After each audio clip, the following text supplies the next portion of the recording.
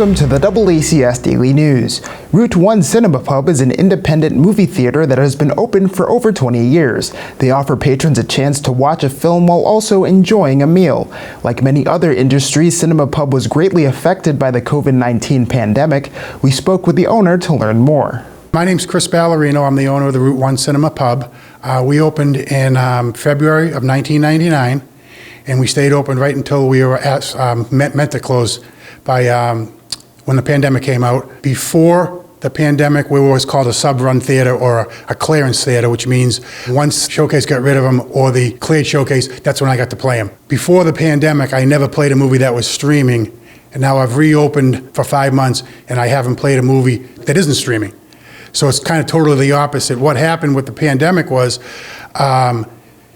between the streaming services, the theatrical windows, and the lack of product, there's just nothing to push movies out of the major chains for the smaller independents and the smaller chains. So basically what they did when these reopened up after COVID is they got rid of clearances. So basically everybody's allowed to play whatever they want, whenever they want, unless you're unlucky enough to be in the same town as Showcase, which kind of blocks my avenue for product. Well, about a month ago, Warner Brothers gave us a kids movie called DC Pets. It's only the third movie that came out for kids this year, and they told Showcase that they were going to give it to us, and Showcase said, we're not going to play it.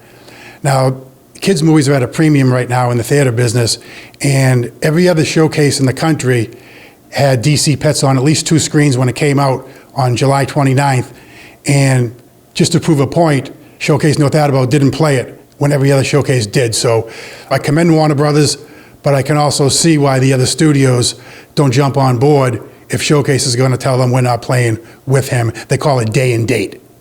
We have like a pub-style menu. We have pizzas and burgers and fish and chips, a lot of salads, all the basic stuff, you know, the ice cream and the candy. And then we have the cheese sticks, chicken fingers, stuff like that. So we pretty much have a wide variety of things to choose from. And we just went up in the price from $8 at nighttime to $10 to try to be more in line with the bigger chains in order to try to get the newer movies. It's only been about a month so far, so we're still going to see how that works out.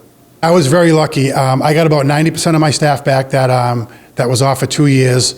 I tried to keep my 2 main guys on the payroll as long as possible with a lot of help from the from grants and other stuff from the government.